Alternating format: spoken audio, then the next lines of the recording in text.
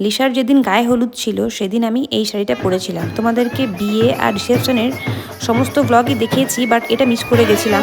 ওর বিয়েতে কিন্তু প্রচুর নাচ করেছি আমরা আর প্রচুর এনজয় করেছি। ওর হলুদের দিন এত গরম ছিল যে আমি শাড়িটা বেশিক্ষণ পরে থাকতে পারিনি। জলখাবার খাওয়ার পর ড্রেস চেঞ্জ করে আমি চলে গেছিলাম সম্রাটের বাড়ি ওকে হলুদ লাগাতে, তাই লিসার বাড়িতে আর ওকে হলুদ লাগানো হয়নি। দু জায়গায় এইভাবে ইনভিটেশন থাকলে কিন্তু সত্যিই মজার। আর লিসার শ্বশুর বাড়িটা একদম সামনে, বাট ওর বিয়ের বিদায়ের কান্না দেখলে তোমার মাথা খারাপ হয়ে যাবে। আচ্ছা, যে লজে ওর বিয়ে হয়েছিল সেখানেই কিন্তু খাওয়া দাওয়ার পুরো ব্যবস্থা ছিল।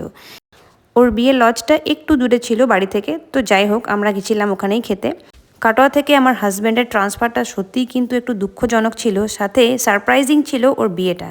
ওর বিয়েতে বিশ্বাস করো ভীষণ আনন্দ করেছি। আমি তোমাদের ব্লগে দেখাতেও পারবো না যে কতটা ওর বিয়েতে আমি আনন্দ করেছিলাম। পাশাপাশি এই দুঃখটাও চলছিল যে আমিও কাটোয়া ছেড়ে কিন্তু চলে যাব। যাই হোক, ওদের সাথে আবার কবে দেখা হবে, কবে আবার কাটোয়া যাব, কবে আবার সেই গঙ্গার ঘাটে গিয়ে বসবো, এগুলো আমি ভীষণ মিস করছিলাম ভেতর থেকে।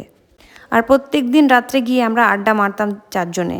ওর বিয়ের পর হাজার রকমের প্ল্যান আমরা করে রেখেছিলাম একসাথে, এটা করব সেটা করব, বাট উপরওয়ালার কিছু অন্যরকমই প্ল্যান আছে। যাই হোক, ওকে আমি অনেকবার আমার এখানে আসতে বলেছি, দেখা যাক ওরা এবার কবে আমার বাড়ি আসে, সেই অপেক্ষায় আমি রইলাম।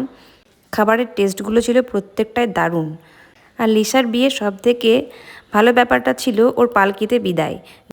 তো চলো, ভ্লগটা আজকে এখানেই শেষ করছি। তোমাদের যদি ভালো লেগে থাকে তাহলে অবশ্যই লাইক, শেয়ার এবং সাবস্ক্রাইব করে দিও। টাটা।